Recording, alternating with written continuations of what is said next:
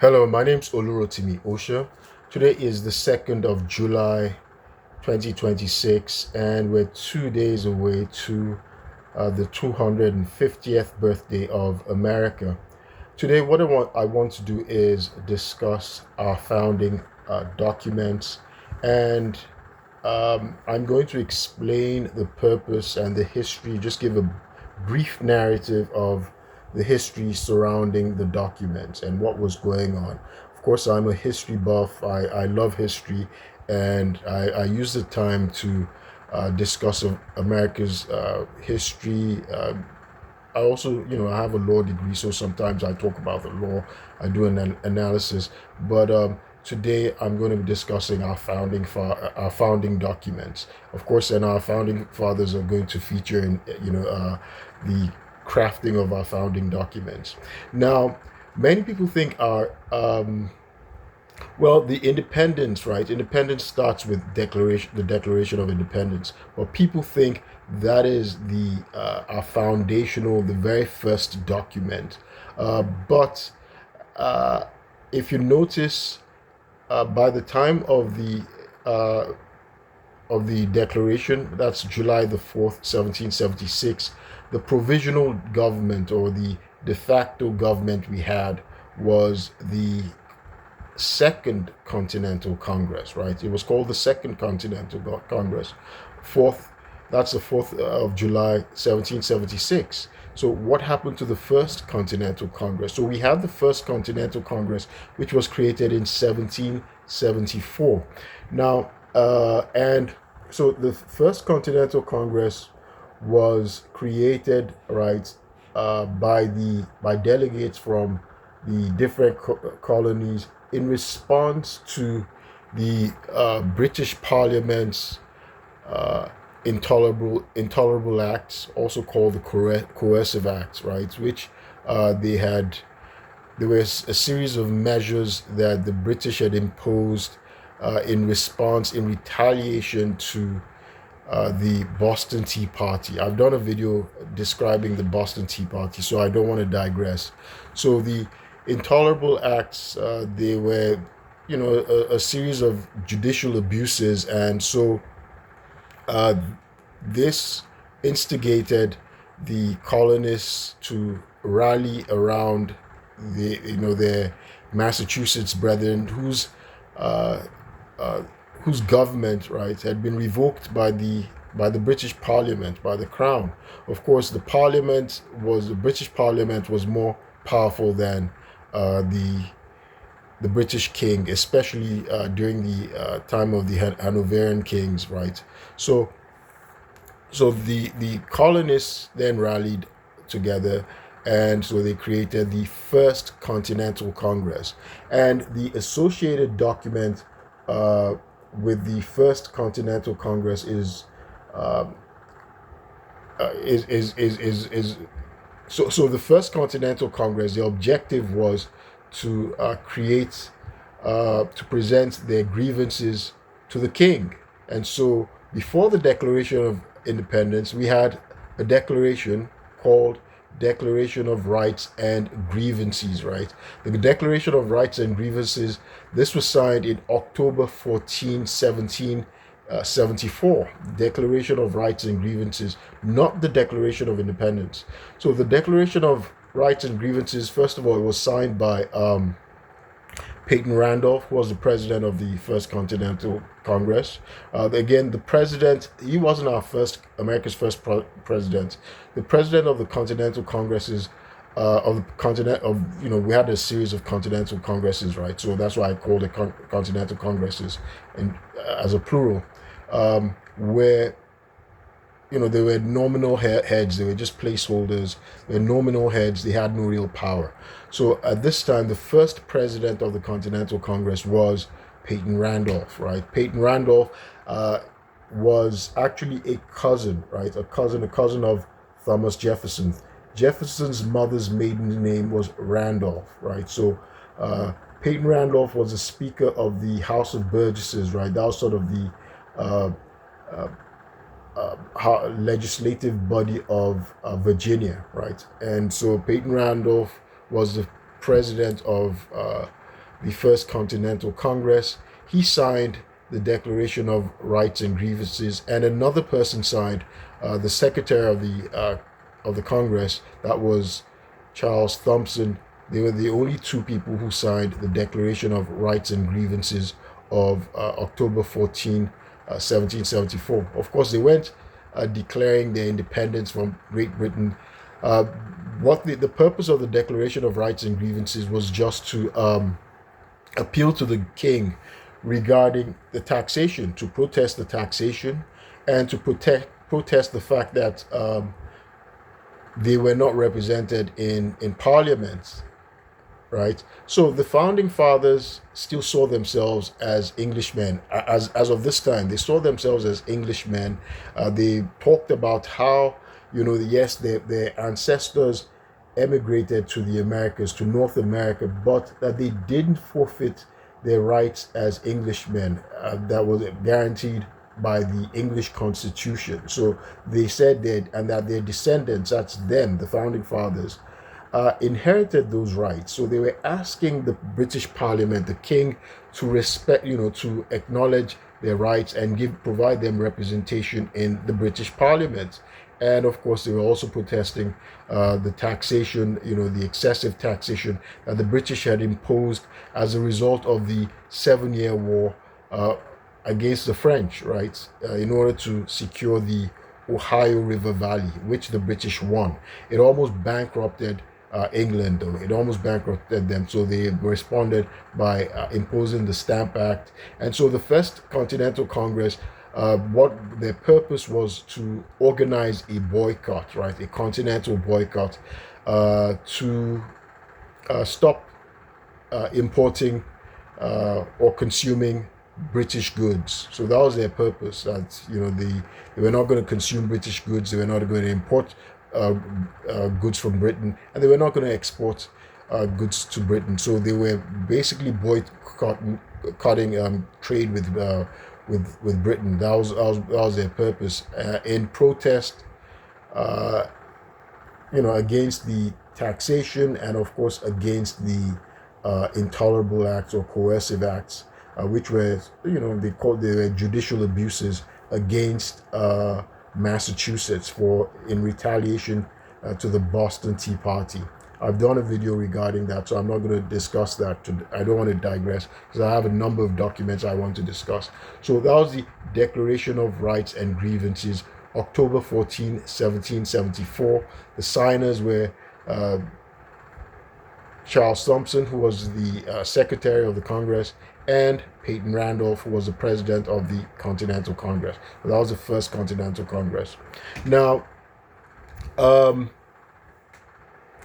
there was also the Continental Association, right? There was another document associated with this, the Continental Association, that was signed in October 20, 1774. In this one, the delegates signed this. So they were agreeing to coordinate the boycott of British goods, right? So that was the purpose of the First Continental Congress. Now let's move on to the Second Continental Congress.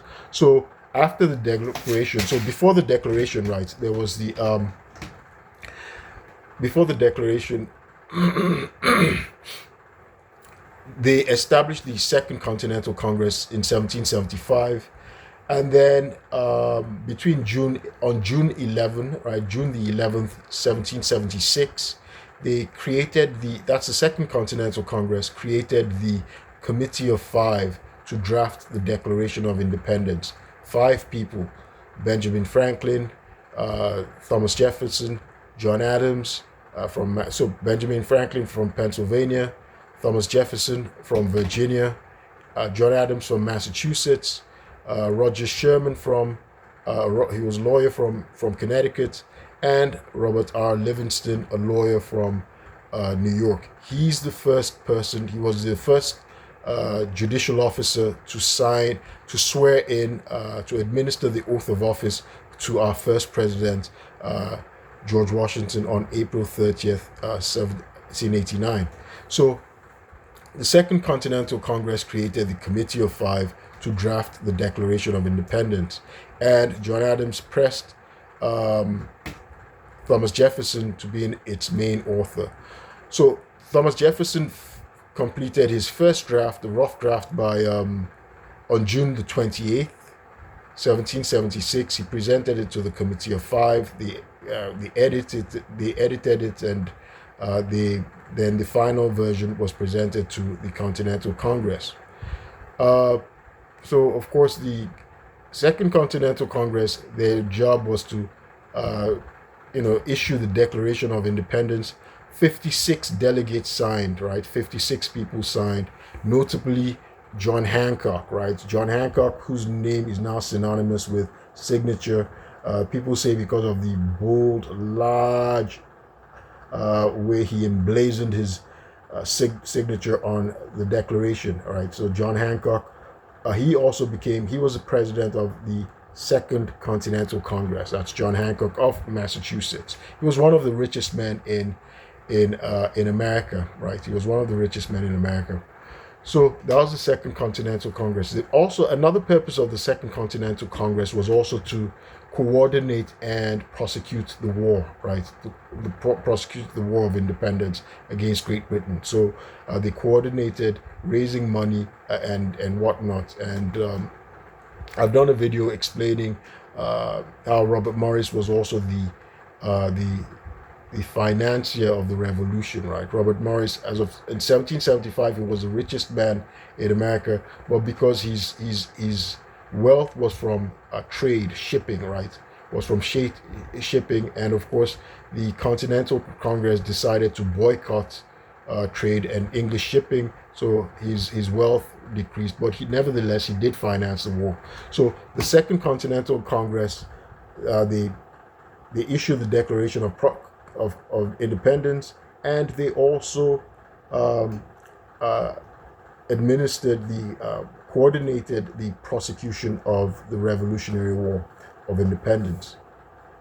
Now, on March the 1st, 1781, they issued another document, became effective, the Articles of Confederation. So effectively, the war ended 1783 with there was a treaty, but 1781 there was the Articles of 1781, March the 1st, 1781, the Articles of Confederation became effective. So because now we now transitioned from the Second Continental Congress to the Confederation Congress, and that's a form of government we had after the hostilities between Britain and the colonies had ceased. So we had the Confederation Congress, but because the government was weak, the central government was very weak. We had just one. It was a unicameral legislature. We had the president of the Continental Congress or the Confederation Congress was weak. It was just a nominal head. So we didn't have an executive body, right? So it was just like a loose association. They were just like a confederation of friendly states or friendly countries. But America had become significantly indebted, impoverished, because of the debts of prosecuting the war. So they needed to raise taxes in order to repay the cost of the war. But there were these rebels in the various states, the farmers, notably Shays' Rebellion. So it was very difficult to collect taxes because the Confederation Congress, right, which was the government, right, of America at that time, had no power to levy taxes. It was the states, right, that they're the ones who imposed taxes on their citizens, and they could remit funds to the central government, but which was very weak. It was very hard doing that. So in comes James Madison, right, and not just James Madison, Alexander Hamilton, and of course we know John Jay, who wrote the Federalist Papers, trying to convince the other delegates to adopt the 1787 Constitution, which created a stronger central government, right? A stronger central government, and of course, we currently use the Constitution of 1787, right? The Constitution of 1787, which created, the three main branches of government. Article 1, that's Congress, right? Made up of a bicameral legislature, right? That's the Senate and the House of Representatives. And of course, their job was to create the laws for the nation. And then the executive arm, that was Article 2, their job was to enforce the laws, and it's headed by the president, right? And then the Article 3 is the judiciary, the courts, and the highest level of the courts would be the Supreme Court, right? The Supreme Court just released a very significant opinion upholding birthright citizenship on June the 30th, 2026, with Chief Justice John Roberts siding with the majority, right? Barely a majority that upheld the birthright citizenship. Now, birthright citizenship comes later on. Birthright citizenship occurred, but it wasn't yet codified, right? It wasn't codified until after the Civil War. That comes later on. I've done videos discussing that. So back to discussing the Articles of Confederation. Oh, sorry, at past Articles of Confederation. I'm now at the 1787 Constitution. So the 1787 Constitution, that's the current Constitution we use. As a condition for the states adopting the Constitution, they proposed a Bill of Rights, right? So the Bill of Rights, those were a series of amendments. 12 were originally proposed. There were 12 amendments that were originally proposed by Congress. However, the states ratified only 10. So that's why our Bill of Rights made up of 10 amendments. I've done videos discussing the Bill of Rights. So the Bill of Rights, as part of the Constitution, they're not separate from the Constitution. So that Constitution of 1787 became effective on April 30th, 1789, when George Washington took office as the first president of the United States under the current the Constitution that we now use. That's the 1787 Constitution. Now the Bill of Rights again, the Bill of Rights, however, wasn't ratified. It was proposed, put forth presented in 1789, but it wasn't ratified until December 15, 1791. December. So that's a Bill of Rights. The 10 amendments of the Bill of Rights, they were ratified December 15, 1789. I've done videos discussing the Bill of Rights. So there you have it. I'm going to stop. So those are basically our founding documents, right? So we still have the Bill of Rights till today. We still have, the Constitution of 1787. We've had amendments. Since then, we now have 27 amendments in total, right? So the Union has lasted. It's, and our president is stronger, is more flamboyant than it started off as, because our